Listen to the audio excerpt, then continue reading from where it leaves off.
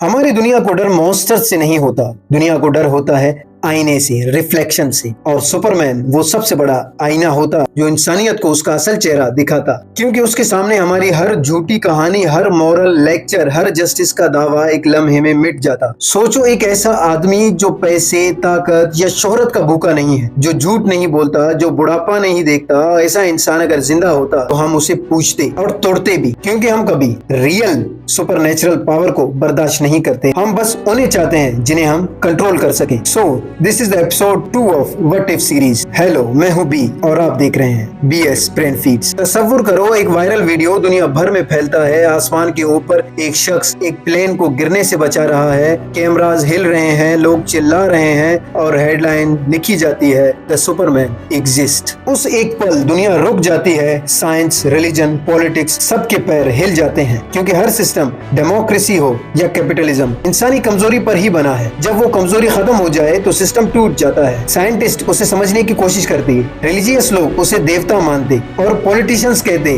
क्या ये हमारा है। लेकिन असल सवाल ये होता, जब एक इंसान के पास सुपरनेचुरल पावर आ जाए तो उसका कंट्रोल किसके पास होगा? अमेरिका कहता है he is a weapon, China कहता है he is a threat, Russia कहता है he must be contained. History याद करें, ओपनहाइमर ने दुनिया को एटॉमिक पावर दी और इंसानियत ने शहरों को जला दिया। ये हमारा तरीका है, हम कभी अच्छाई को मानते ही नहीं, हम बस कंट्रोल को मानते हैं। रियलिटी में सुपरमैन एक हीरो नहीं होता, वो एक जियोपॉलिटिकल नाइटमेयर बन जाता। हर कंट्री कहती उसे हमारे लिए काम करना चाहिए, लेकिन कोई ये नहीं पूछता कि हम किसके लिए काम करते हैं। फिर होता फेथ का सवाल, चर्चेस खाली हो जाते, इबादत गाहों में कोई नहीं जाता। अगर ये आदमी नेचुरल डिजास्टर को रोक सकता है तो लोग पूछते तो फिर खुदा क्यों नहीं रोकता? वेटिकन इमरजेंसी मीटिंग बुलाता और नए कल्ट्स उभरते, the church of steel, the followers of light. हजारों लोग उसे देवता मानते और लाखों उसे शैतान कहते, लेकिन सुपरमैन वो सिर्फ एक इंसान होता जो मदद करना चाहता है। हम उसे या तो देवता बना देते या तो डीमन बना देते, क्योंकि हम कभी भी अच्छाई को, ग्रेटनेस को